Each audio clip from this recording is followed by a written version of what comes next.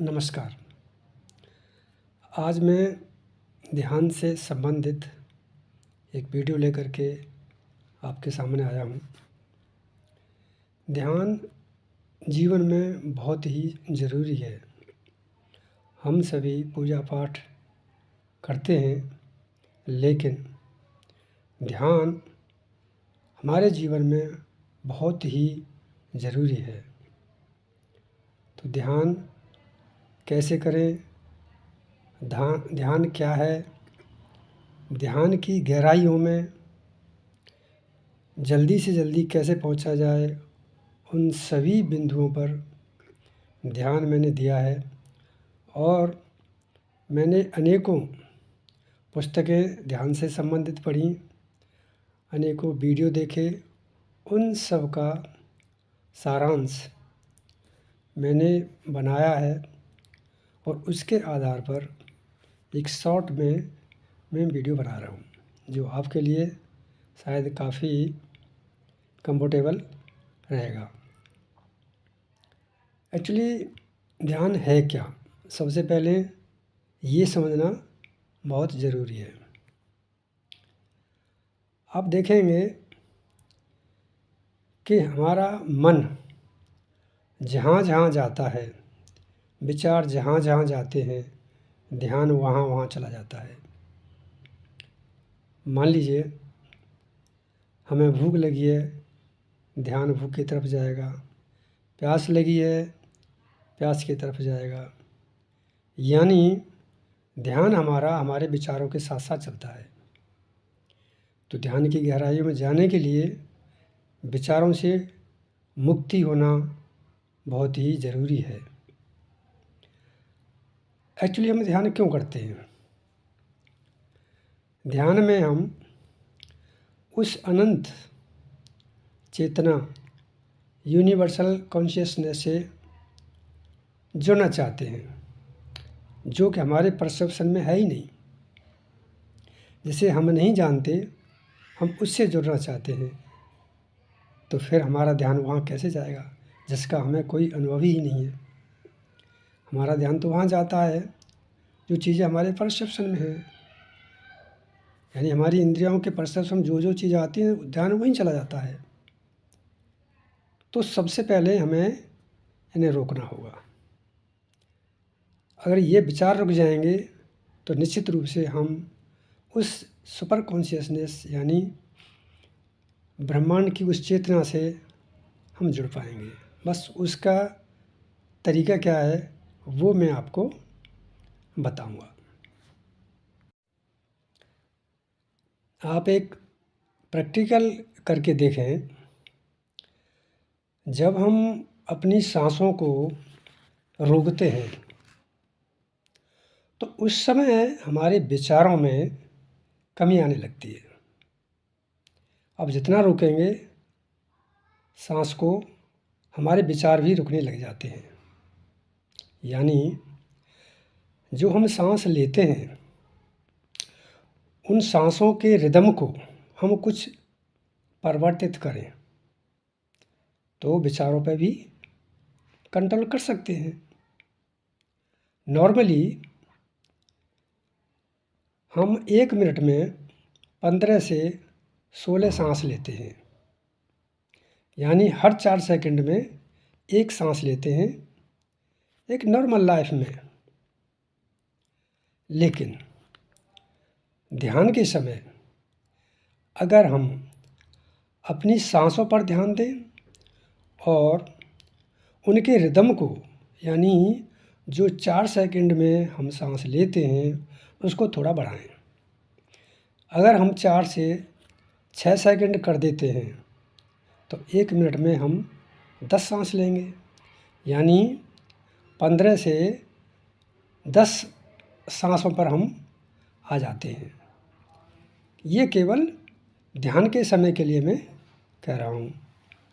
यानी 4 सेकंड का समय जो हम सांस लेने में ले रहे थे उसको हम 6 सेकंड कर देते हैं ध्यान के समय। और ये प्रक्रिया हम कुछ दिन तक चलाते हैं, यानी 1 हफ्ते के लिए। या फिर ये कहिए कि आपका शरीर जब तक कंफर्टेबल महसूस करें। यानी आपने 4 से 6 सेकंड सांस लेने में कर दी और वो प्रक्रिया आप कंफर्टेबल 1 हफ्ते में हो जाते हैं, तो 1 हफ्ते के बाद थोड़ा सा बढ़ाइए, यानी 6 सेकंड से आप 9 सेकंड कर दीजिए। आप उसको देखिए कि आपका शरीर कंफर्टेबल कब तक रहता है। यानी 9 सेकंड आप 1 हफ्ते में कंफर्टेबल हो जाते हैं या 10 दिन में हो जाते हैं, तो आप तब तक करिए और फिर इसके बाद थोड़ा सा बढ़ाइए, आप 12 सेकंड कर दीजिए। अब 12 सेकंड में कितना वक्त लगता है वो आप अपने शरीर के हिसाब से देखेंगे।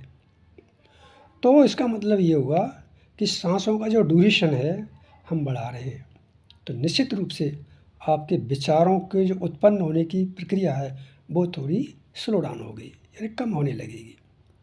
तो विचारों की जितनी रिदम थी, जितनी फास्ट रिदम थी, उनमें गिरावट आएगी। अब ये जो मैं बता रहा हूँ कि ध्यान के समय आप सांसें 6 सेकंड की करेंगे, 9 सेकंड की करेंगे, 12 सेकंड की करेंगे, तो इनको करना क्या है?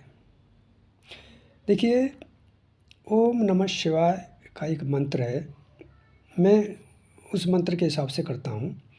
यानी एक जो पूरी कड़ी है ओम नमः शिवाय, ये टोटल ड्यूरेशन है, ये करीब 24 से 30 सेकंड का होता है।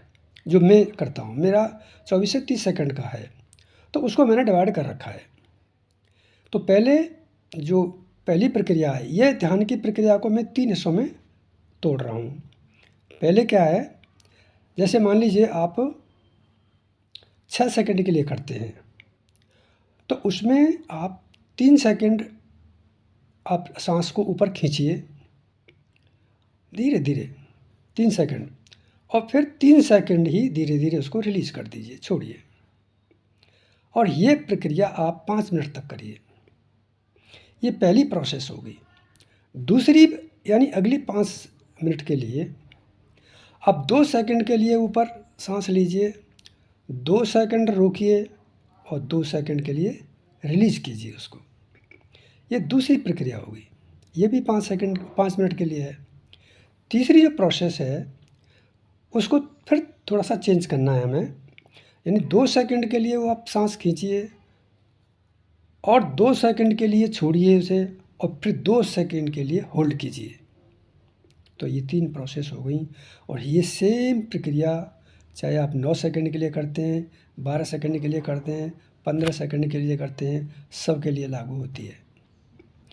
मैं भी अपने ध्यान में ही करता हूँ। इस 24 सेकंड का मेरा एक रिदम है ओम नमः शिवाय का। तो पहले मैं जो ऊपर खींचता हूँ उसमें 12 सेकंड के लिए ऊपर खींचता हूँ और 12 सेकंड के लिए मैं उसको रिलीज़ करता हूँ।